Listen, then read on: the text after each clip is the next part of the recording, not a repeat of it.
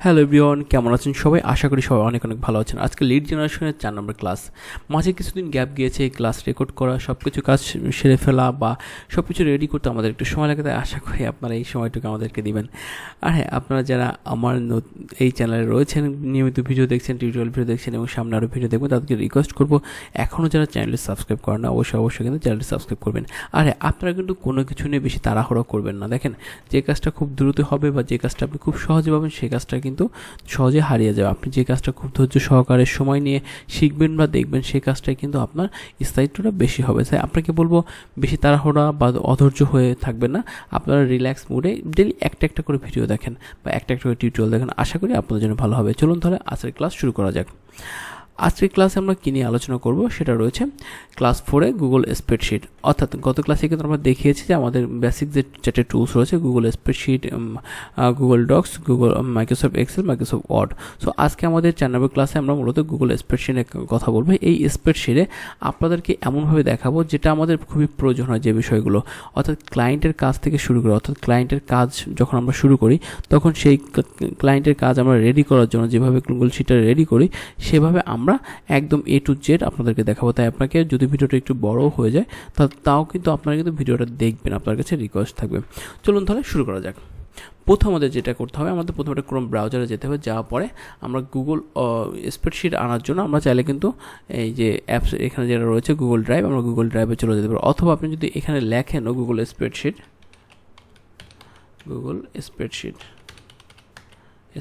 তাও কিন্তু এটা চলে আসবে আশা করি। ওকে, এখানে গেলে আপনি কিন্তু পেয়ে যাবেন। সো আমরা সহজে চলে যাই, আমরা যে গুগল অ্যাপসের এখানে চলে গেলাম, সেখানে গুগল ড্রাইভে চলে যাব।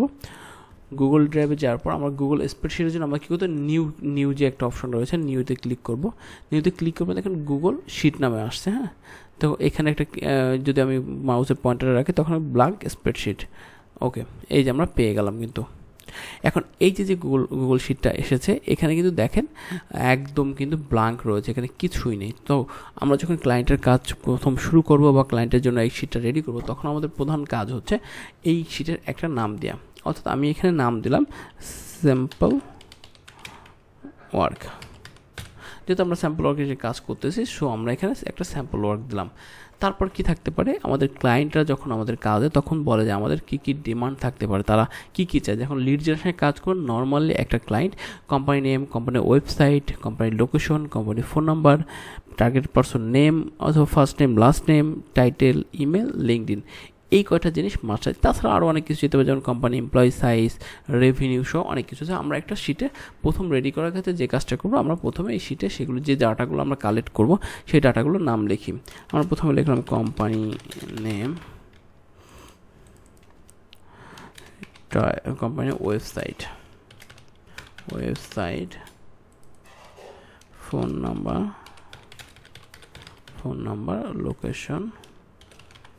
Location, company size.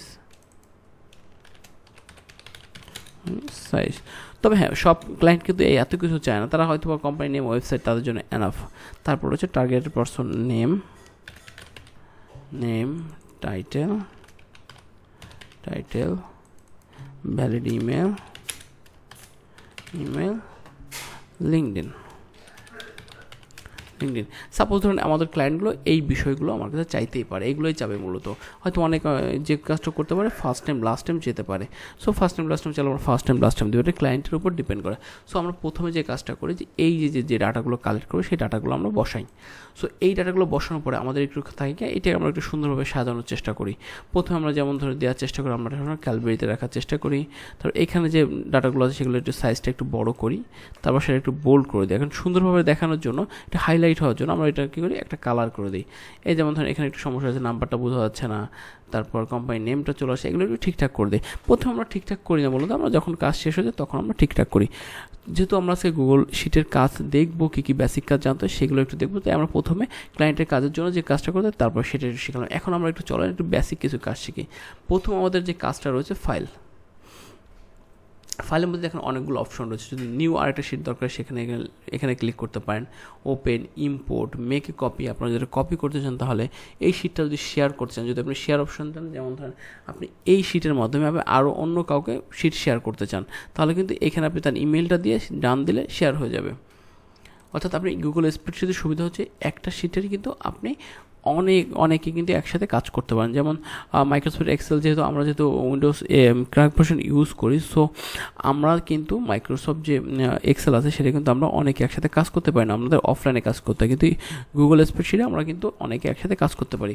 যদি আপনি সেটা ইমেল করতে চান, ইমেল করে দিতে পারেন। আপনি যদি এই শিটটা যদি ডাউনলোড করতে চান, যখন আমরা ক্লায়েন্টের কাজ জমা দিই তখন অনেক ক্লায়েন্ট এক্সেলে চায়, অনেক ক্লায়েন্ট পিডিএফে চায়, অনেক ক্লায়েন্ট সিএসবিতে চায়। তার ডিমান্ড অনুযায়ী আমরা এই শিটটা কী করি, তাদেরকে ডাউনলোড করে দিয়ে দিই। তারপর হচ্ছে রিনেম, যদি রিনেম করতে চান। তারপর ভার্সন স্টোরি, এটা খুব ইম্পর্টেন্ট। সাপোজ ধরেন এই শিটে কোনো একটা কিছু আপনি লিখেছেন, সেটা কী হয়েছে, আপনি হারাই গেছে বা কেউ ডিলেট, এক শিটে অনেকজন কাজ করতে গেলে সেক্ষেত্রে অনেক কিছু কিন্তু অনেকে ভুল করে রিমুভ করে ফেলতে পারে। তাই তখন যেটা করতে হয় আপনাদেরকে, যে কারেন্ট ভার্সন আছে আর একটা হচ্ছে সি ভার্সন হিস্টোরি। আমরা তখন সি ভার্সন হিস্টোরিতে চলে যাই। দেখেন এখানে একটা হিস্টোরি আছে, হিস্টোরিতে কী আছে, আমরা যদি যাই 5টা 3 চলে যাই, তখন দেখেন এই শিটে কিন্তু ব্লাঙ্ক ছিল। যখন আমরা 5টা 5 আসছে তখন দেখেন আমাদের কিন্তু এই শিটটা এরকম বড় হয়ে গেছে। সো এইটা হচ্ছে হিস্টোরি। এখান থেকে আপনি যে হিস্টোরিটা চান সেইভাবে আপনি কিন্তু নিতে পারেন। এইটা হচ্ছে হিস্টোরি, এছাড়া তেমন কিছু না। এটা খুবই ইম্পর্টেন্ট। যদি কখনো শিটে কোনো কিছু মিসিং হয় তখন এখান থেকে আপনি বেক করতে পারবেন। ওকে, মেক অ্যাভেলেবেল অফলাইন, যদি আপনি অ্যাভেলেবেল মানে অফলাইনে কাজ করতে চান, যে আপনি চান যে এই শিটটা অফলাইনে কাজ করুক, এটা খুব ভালো একটা বিষয়। তারপর রয়েছে কি এডিট অপশনে কী রয়েছে, সাপোজ ধরেন আপনি একটা লেখা অতিরিক্ত লেখা তখন আপনি আন্ডো দিবেন, আবার আছে একটা যে রিডো দিবেন। এইটা হচ্ছে আন্ডো একটা, রিডো একটা। যেমন ধরুন আমি একটু লিখলাম, তাই না? এখন আমি যদি এডিটে যাই, যে আন্ডো দেই, তাহলে ওটা কিন্তু মুছে যাবে। এখন যেটা মুছে গেছে যদি আবার ব্যাক আনতে যায়, তখন আমরা কী করবো, রিডো দেবো, তাহলে আবার চলে আসবে। এটা হচ্ছে আন্ডো এবং রিডোর কাজ। তারপর যে কাট তো বুঝছেনই, কোনো একটা জিনিস একবার যদি আমি কেটে অন্য জায়গায় বসাতে চাই, তাহলে কাট কপি বললে একটা জিনিস কপি করে আরেক জায়গায় বসানো যায়। পেস্ট স্পেশাল, এখন পেস্ট স্পেশাল বলতে কী বোঝায় দেখেন, এখানে কিন্তু ভ্যালুস অনলি একটা রয়েছে। এইভাবে যদি আপনি সংক্ষিপ্ত যে এগুলো সূত্রগুলো রয়েছে সেগুলো বলা রয়েছে, ভ্যালুস অনলি, ফরম্যাট অনলি, এখানে বিভিন্ন কন্ডিশন দেওয়া রয়েছে। আপনি যখন প্র্যাকটিক্যালি কাজ করবেন একটু নিজে একটু দেখে নেবেন।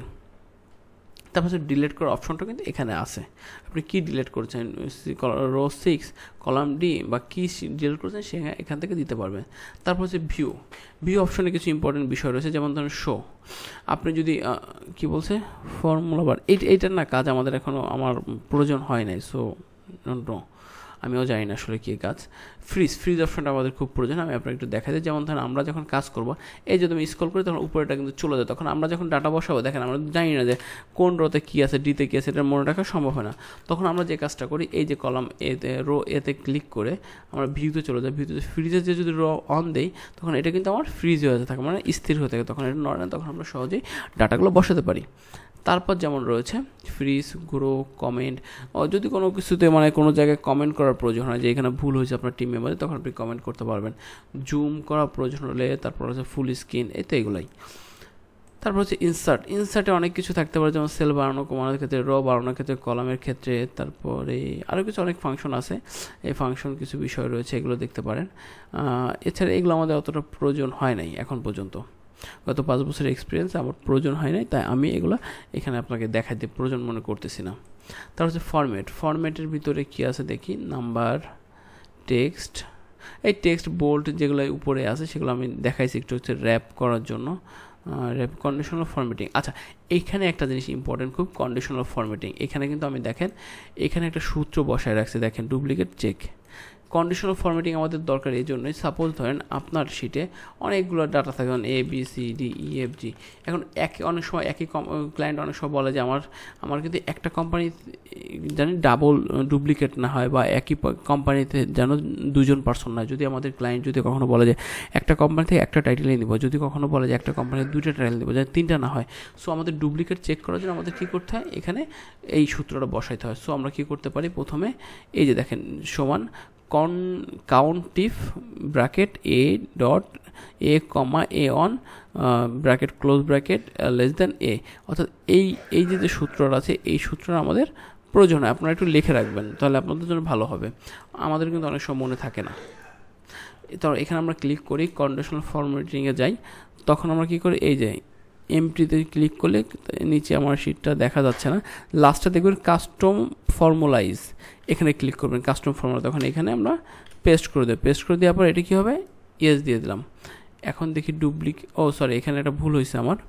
যখন আমরা কাস্টম ফর্মুলাতে গেছি তখন কিন্তু আমাদের এখানে কি আছে, কলামকে সি না, আমরা কি করছি এটা ডিলিট করছি। আবার যাই, এটা দিলাম, তারপর আমরা এখানে গেলাম, তারপর ইজি ইমপ্রেস ক্লিক করে লাস্টের দিকে কাস্টম ফর্মুলা ইজে ক্লিক করব, তারপর আমরা এখানে ক্লিক করব। কিন্তু এখানে আমরা কোন কলামকে দেবো, সি কলাম। সো আমরা সি কলামের নাম এখানে বসাতে বড় হাতের দিবেন, সি কলামের নামটা বসাই, তাহলে আমাদের ফর্মুলা কাজ করবে, আদারওয়াইজ এটা কাজ করবে না কোনোভাবে। দেখেন আমরা এখানে ডুপ্লিকেট আছে যেগুলো, সেগুলো দেখাইতেছে, কিন্তু যদি আমাদের 2টা ডুপ্লিকেট থাকে দেখাবে, যদি একটা থাকে দেখেন এটা কালার চেঞ্জ, আপনি চাইলে কালার চেঞ্জ করতে পারেন। সো আমার এখানে ডুপ্লিকেট না, কিন্তু পরে আবার যদি বসাই এটা ডুপ্লিকেট আছে। আবার দেখেন ডি, এই যে দেখেন ডুপ্লিকেট আছে। সো আমাদের ডুপ্লিকেটটা ফর্মুলাটা আমাদের রেগুলার প্রয়োজন হয়। সো এটা কিন্তু অবশ্যই শিখে রাখবেন। তারপর আছে ডাটা এখানে যদি ফিল্টার ক্রিয়েট করার প্রয়োজন, যেমন ধরি যে আমি এই কলমে দাঁড়ান কি আছে, ওকে, এই কলম সিলেক্ট করলাম, তারপর আমি কি করলাম, ক্রিয়েট এ ফিল্টার, এখানে একটা ফিল্টার ক্রিয়েট করে কাজ করলাম। এটাই ফিল্টার ক্রিয়েট করে কাজ করা খুব সুবিধা আছে, অনেকগুলো সুবিধা। যখন আপনি কাজ করেন তখন আপনি বুঝতে পারবেন। তারপর হচ্ছে ক্রিয়েট ফিল্টার ভিউ, ওকে, এইগুলো দরকার হয় নাই। ডাটা ক্লিন আপ, অনেক সময় যেমন ধরেন ডাটা ক্লিন আপ, যেমন ধরেন আপনি যদি মনে করেন এখানে আপনি অনেকগুলো ডুপ্লিকেট দিলেন, হ্যাঁ, এখানে একটা ডুপ্লিকেট দিলেন। এখন যদি মনে করেন যে আপনি এই শিট আমি মাথায় ক্লিক করলে পুরো শিটটা সিলেক্ট হয়ে যাবে। এখন যদি মনে করেন যে আপনি এটাকে ডুপ্লিকেট ক্লিন আপ করবেন, তাই না, data clean up, remove duplicate, তাহলে এখানে ক্লিক করলে দেখেন সবগুলো রিমুভ ডুপ্লিকেট যা আছে সব ডিলিট হয়ে যাবে। ওকে, তাও এখানে রয়েছে 2টা ডুপ্লিকেট। আমি যদি এখানে কলামে ক্লিক করি, তারপর ডাটাতে যাই, data clean up, remove duplicate, yes, দেখেন একটা ডুপ্লিকেট আছে, দেখতে পাচ্ছেন। সো এইভাবে আমরা চাইলে কিন্তু একসাথেই ডুপ্লিকেট সব রিমুভ করতে পারি। তারপর রয়েছে টুলসের ব্যবহার, to spell check, personal directory, কিছু একটা আছে, এগুলো আমি এখন ইউজ করি নাই। এক্সটেনশন, এগুলো আমার প্রয়োজন হয় না। এছাড়া এগুলো কিছুই প্রয়োজন হয় না। এখন আমাদের কাজ করার সময় প্রথম কিছু কাজ দেখাইছি আপনাদেরকে, যে এইগুলা, এই যে বা প্রথমবার। এখন আমরা যখন মনে করেন আমাদের কাজ করা শেষ, এই যে কাজ করছি, এই যে আমরা কাজ করছি, এখন এই শিটটাকে তোমার সাজাইতে হবে। সো প্রথমে আমরা সেইভাবে এই পুরো শিটটাকে ক্লিক করে প্রথমে আমরা কী করবো, ক্যালবেরিতে নিব, এই দেখেন ক্যালবেরি। তারপর আমরা সাইজটা ঠিক করব, তারপর আমরা মনে করেন যেখানে বোল্ড করা দরকার করবো, কালার করা দরকার করবো, এই তো এগুলো একটু করবেন। এরপর আরও কিছু কাজ আছে, যেমন গুগল শিটের, আমি আপনাকে একটু দেখাচ্ছি একটু করে। এটা আমার শিটটা যখন রেকর্ডিং করতেছিলাম তখন আমার একটু ভুল হয়েছে, রেকর্ডিংটা ফুল স্ক্রিন দেওয়া হয় না, যার কারণে আমি আপনাকে একটু দেখাইতে সমস্যা হচ্ছে, হবে না, সমস্যা নেই। এরপর কিছু কাজ আছে, যেমন ধরুন আপনার একটা নতুন একটা শিট দরকার, এই যে একটা শিট নিয়ে আপনি কিন্তু চাইলে নিউ ট্যাবের মাধ্যমে যত খুশি তত শিট নিতে পারবেন। তারপর এখানে আরও কিছু আছে, আপনি কোন শিটে থাকবেন সব কিছু দেওয়া আছে। মানে আমি গুগল স্প্রেডশিট যে অনেক এক্সপার্ট ব্যাপারটা এমন না, আমি একদম গুগল স্প্রেডশিটের বেসিক কিছু কাজ জানি, যতটুকু আমার প্রয়োজন, এর বেশি আমি কাজ জানি না বা কাজ শেখার চেষ্টাও করি না। এই তো ছিল আজকের গুগল স্প্রেডশিটে। আর কিছু কাজ আছে বললাম তো, শেয়ার ওইখান থেকে না করে আপনি চাইলে এখান থেকেও আপনার গুগল স্প্রেডশিটে শেয়ার করতে পারেন। এখানে অনেকগুলো ইমেল থাকবে, সেগুলো শেয়ার করতে পারেন। তাছাড়া আর কী থাকতে পারে, এখন গুগল কলাম কাউন্টার, আচ্ছা, এর বেসিক কিছু জিনিস, এইটাকে বলা হয় কলাম, লম্বা যেটা আছে, আর যেটা আছে এটাকে বলে এই তো। এখন যদি কলাম আপনার ডিলিট করার দরকার হয়, তাহলে আপনি এখান থেকে ডিলিট কলামে দিতে পারেন। এখানে কিন্তু অনেক অপশন আছে, দেখছেন, এখানে আপনি ডিলিট কলাম দিবেন। যদি আপনার একটা ডিলিট করার প্রয়োজন, এখানে ডিলিট দিবেন। যদি আপনার একটা কলাম বাড়াতে হয় কোনো জায়গায়, তাহলে এখানে যে লেফট অথবা রাইট, লেফটে দিলে বামে হবে, রাইটে দিলে ডানে হবে, যে ডানে দিলে ডানে হয়ে গেল। এই তো এই বিষয়গুলো আপনাকে গুগল স্প্রেডশিটের কাজে জানতে হবে। এই বিষয়গুলোই আপনাকে মূলত লিড জেনারেশন কাজে খুব কাজে দিবে। এই ছিল আজকের গুগল স্প্রেডশিট বা গুগল শিটের টিউটোরিয়ালটা। আর যদি ভালো লাগে ভিডিওটি, অবশ্যই কিন্তু একটি লাইক, একটি কমেন্ট করতে ভুলবেন না। আর যদি কিছু জানার থাকে অবশ্যই কমেন্ট করে জানাবেন, নেক্সট কোনো ভিডিওতে আপনাকে জানাবো। একটু ভিডিও দিতে একটু মাঝে মাঝে লেট হবে, কারণ সব কিছু রেডি করতে তো সময় লাগে, কারণ আমার নিজেরও কাজ আছে, ক্লায়েন্টের কাজ থাকে, তারপর আরও এই যে ইউটিউবের কাজ থাকে, সব কিছু মিলে একটু সময়ের প্রয়োজন হয়। তাই আপনারা আশা করি এতটুকু সময় দেবেন বা ধৈর্য ধরবেন। তাছাড়া আর যদি কোনো কমেন্ট থাকে অবশ্যই জানাবেন, কোনো কোশ্চেন থাকলে অবশ্যই চাইলে ফেসবুক পেজ আমার ভিডিও ডেসক্রিপশনে দেওয়া আছে, সেখান থেকে আপনি চাইলে আমার সাথে সরাসরি কথা বলতে পারেন।